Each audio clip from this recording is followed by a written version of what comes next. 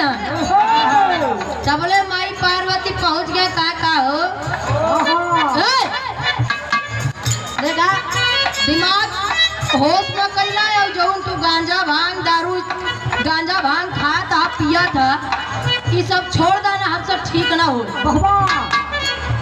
कहाँ भगवान भोलेनाथ देखा है ऐसे हमार जिंदगी चलत बा एक ना छोड़ा बा कहा नहीं आप पैसा छोड़े की पड़ी जाए के एक कोने रिसिया के माई बैठ गए तब ले भगवान भोलेनाथ जाए के मनावत कहा थे का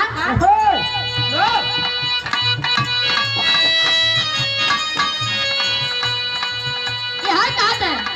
काहे बारू खिसियाई लयावा झूलुआ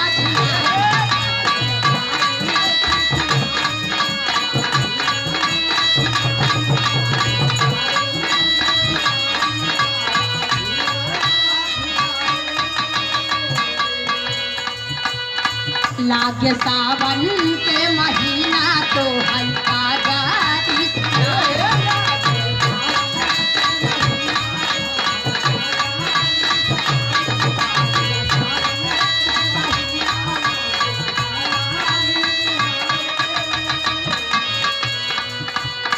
काहे बारू खिसियाई लयावा झूलुआ झुलाई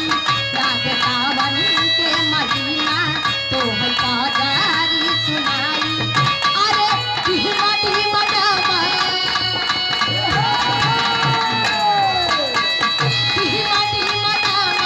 रूप चावल पड़ी ए गौरा दूसा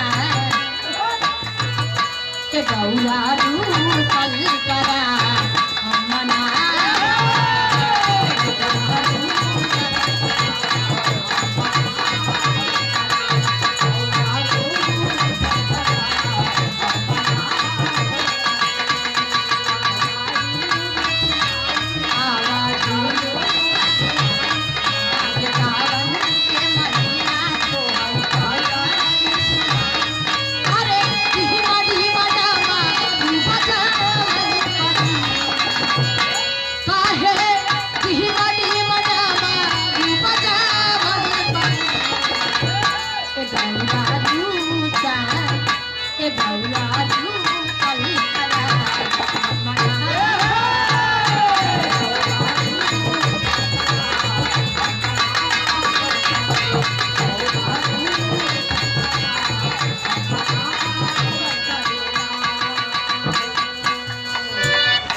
कि पिया रोडवा कवरियन के दामबा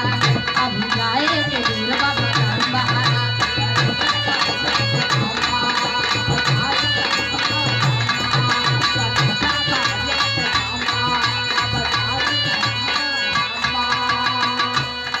ए पिया रोडवा कवरियन के दामबा अब जाए के दूरबा बतांबा अरे रार कनिया के ना बढ़ावा सुना राजा